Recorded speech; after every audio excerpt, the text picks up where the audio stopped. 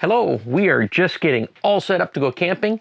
The trailer is a mess right now. I'm very sorry for that, but we are in the thick of it right now. And now's a good time, we thought, to talk to you about what we did to our trailer over the winter season. We did some repairs, some maintenance, and some upgrades. We'll be starting off with a soft floor and a soft wall, and what repairs we did to fix that. We then get into a bit of maintenance, and that is making it watertight, doing a lot of caulking all around, even more than what the manufacturer does in order to make sure water doesn't get in. Then on to some upgrades. We put a new backsplash in the kitchen, and part of that was to fix a repair that we did. And then we did something that Cheryl has wanted for years, and I've been procrastinating on for years. She is so excited about it. You got to see her later on. She's just so excited. We put some cubbies up in the bedroom area. We took apart a bit of the closet, put some shelving in there. She loves it. In a couple weeks, we'll probably have another video for you where we have some more maintenance and an upgrade, and that is dealing with the wheel bearings and improving the trailer suspension. But for now, let's get into the big one, the big repair that we did, and that was for a soft floor. Over the last few years, we noticed the main part of the trailer floor was getting soft. Oh boy, right there. It got so bad that last fall we're even walking around the main part of the floor because it sunk so bad and it felt like I could probably just like smash my foot through it. It also creaked a little bit.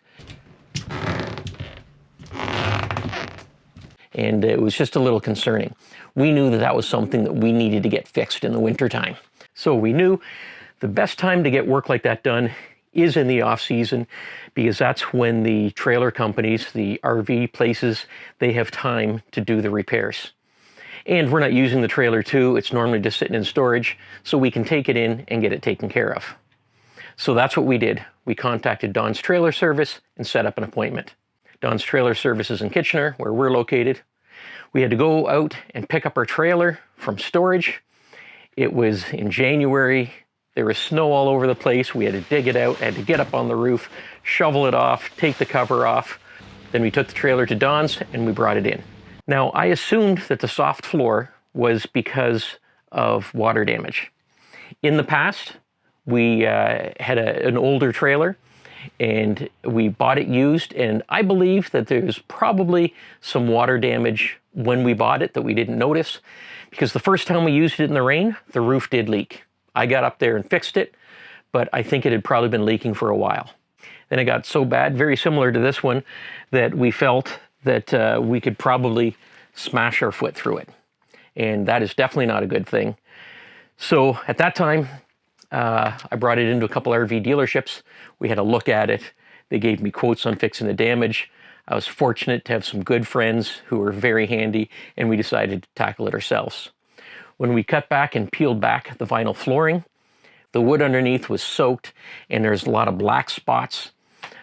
Very concerning. We did a real big job. That was a hybrid travel trailer, so we were able to take out the furniture, take out the dinette. We even took out the kitchen cabinets, cupboards. We took everything out of it and had to dry it out for a couple of weeks, and we ended up replacing that floor and putting in a subflooring, like a wooden subflooring that would be in a residence. It was a lot of work. With this trailer, I decided I'm not up for that work, so I'm going to take it to the professionals. So we assumed it was going to be water damage, and we had been racking our brains. How can there be water damage?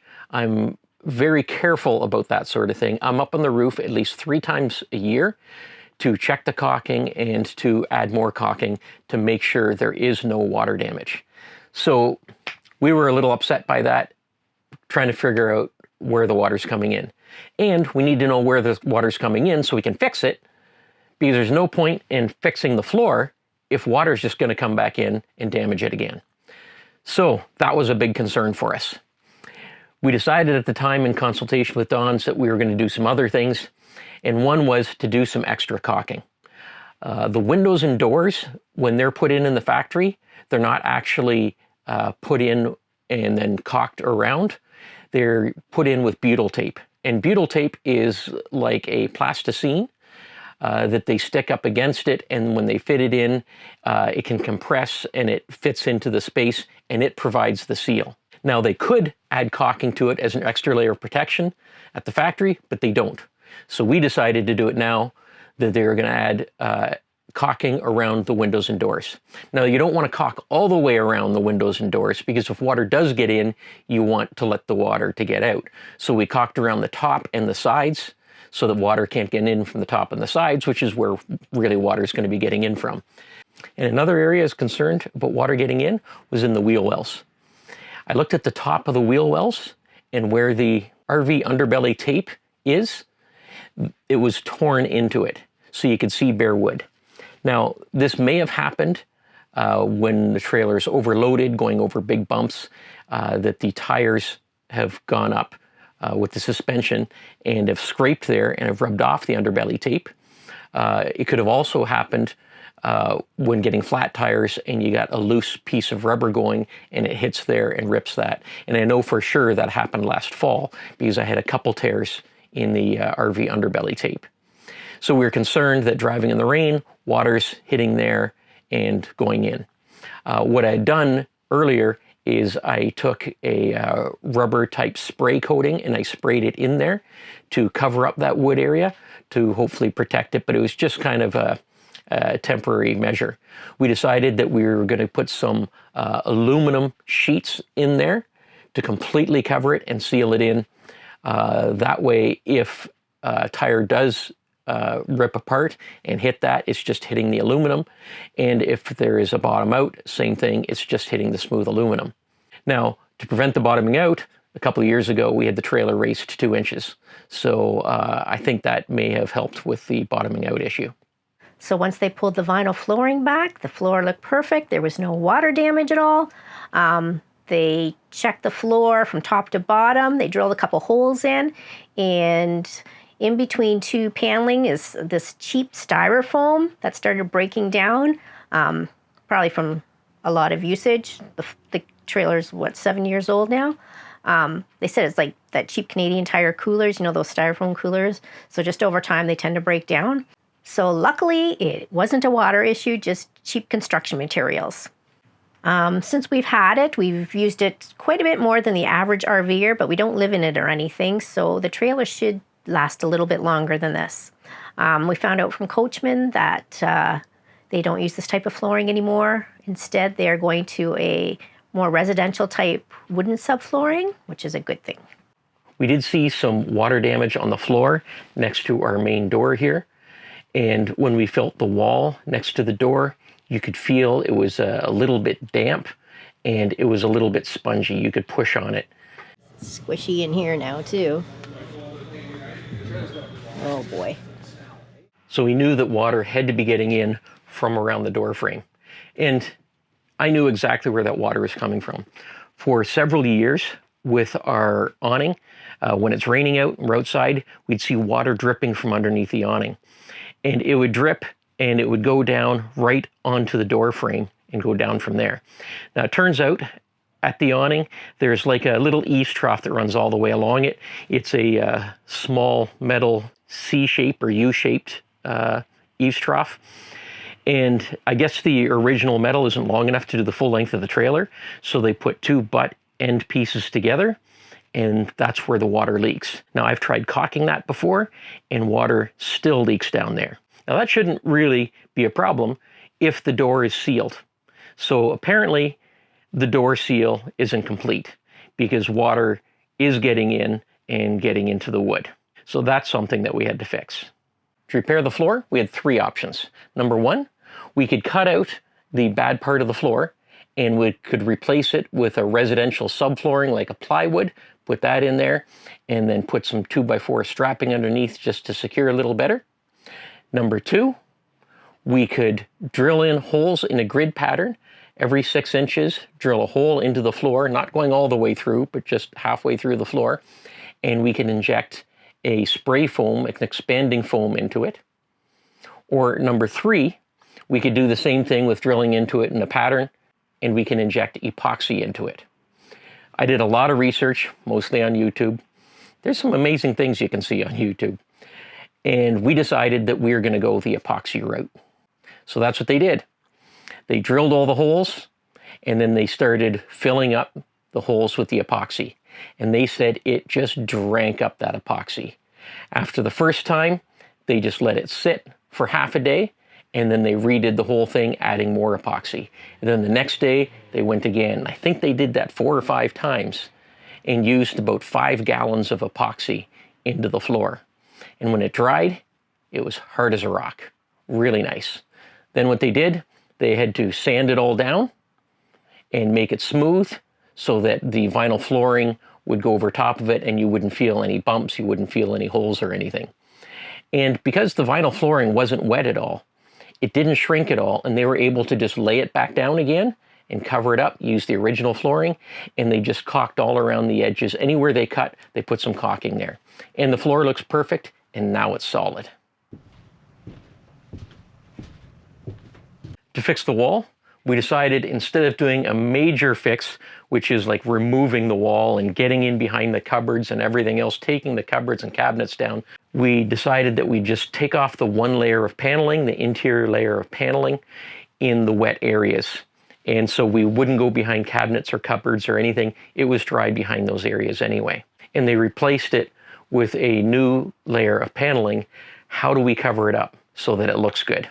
I just told them to leave it unfinished and we'd figure it out. And for the wheel wells, they cut out aluminum sheets and screwed them in. Everything looked fine, except had one little concern. On the driver's side where the slide out is, the top of the wheel well is smaller. So the screws that screw it in at the side, there's 2 that are right on top of a wheel. So if the wheel were to bottom out for some reason, you know, big bump or something like that, it could hit the screw heads, and the screw heads are sticking out a little bit, and that could cause some damage or maybe cause a blowout. So what I'm going to do is I'm going to remove those 2 screws, and I'm going to put some epoxy in there and smooth it out. So if there is a bottom out, it'll just be smooth there. It shouldn't cause any damage to the tire. So then we took the trailer back to storage. We put it away for another couple of months. After the trailer is back in storage, we had some time to figure out how we want to fix the wall that has just the bare wood on it now. After a lot of discussion and some research, we decided that we're going to do the entire backsplash of the kitchen and around the door with a peel and stick tile. We thought it would look good and it wouldn't add a lot of weight to the trailer, so that's what we did. So we ordered the tile on Amazon. And now April comes around and we can finally get our trailer out of storage. So we got it out of storage, brought it home, and now it's time to do some work on it. We pulled out the peel and stick tiles. I had a lot of fun doing that. The tiles were very easy to cut horizontally because there's just the backing material there that you have to cut through. When you're going vertically, they're not too difficult to cut until you get to the metal tiles. The gold tiles in it are made of metal, so they're a little harder to score. You score it a few times, and like the rest of the tile, you just bend it back and snap it, and then you just cut the backing with the X-Acto knife. You have to be careful when you put them up because when they stick, and you can't move them again. I've had to remove one of them. It was a big job, and I was a lot more careful after that. I'm very happy with the finished look. Now, don't look too closely because I'm not a professional at this, but from a distance, it looks really good. And then we get to Cheryl's favorite upgrade. Cheryl, are you excited about this? Okay. Am I excited? Persistence pays off. I've been wanting this for a long, long time now. I don't know if you recall in our video that we did when we did a tour of our trailer, there was an issue with the closets. They were so deep. Another modification which I've seen in some trailers recently is the cutout back in here because it's so difficult. It's wasted space right here. You can hang your clothes here, but then to try and get anything, like I still can't get to the back of the closet. That makes no sense. So what some of the other trailers have are cutouts here, so they have cubbies, and it's either 1, 2, or 3 shelves. And that was my mission, and it happened. And I procrastinated for years on this one. I'm so sorry. We just had to have a viewer kind of show us what they did, and that kind of ignited Ben. So I was like so excited. So Ben and his buddy Rob got busy in one day, pretty much. It happened.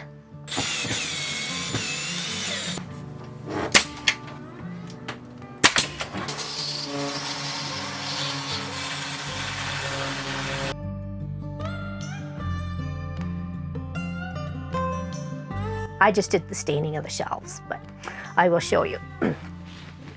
So, here we go. So the closet used to be right against the wall here, which was dumb. They cut the backing off, put a plywood backing behind the closet here, and a couple pieces of wood for the shelves. So we've got actually 3 sections at the bottom, the medium, or the middle, and the top. And Ben put in a regular household unit with 2 USBs. It's Household outlet. household outlet. You can show it's in the closet, and you can get it from the back here and plug in your phone, you can plug in your watch, you can plug in your CPAP, whatever the heck you want. You can put your books, your water bottle, clothing, whatever. And it's much more usable space. This is something she's wanted for so long, and it's been on my honey-do list. And you're happy with it, aren't you? Glad we have it too? I'm very happy with it. I'm excited about it too. There's a couple puck lights. And I haven't put anything really in mine yet. I just put kind of a book and a water bottle sort of thing to show you. And there's even some holes in the very back here that you can put your cord in. Yeah, so I just had to show you that. So that's it for now. In a couple of weeks, we hope to do a little bit more. We're going to upgrade our suspension system with a more ride system, and we'll show that for you. But the next video is going to be our first summertime park review. Well, springtime park review. We're going to be at Rondo. So join us for that. We'll see you then. Okay, I got to get back to cleaning and getting this trailer in tip-top shape. It is a mess, and It's a disaster. upset with me for showing this messy trailer. It's a disaster. Okay, let me at it. We'll see you in the next one.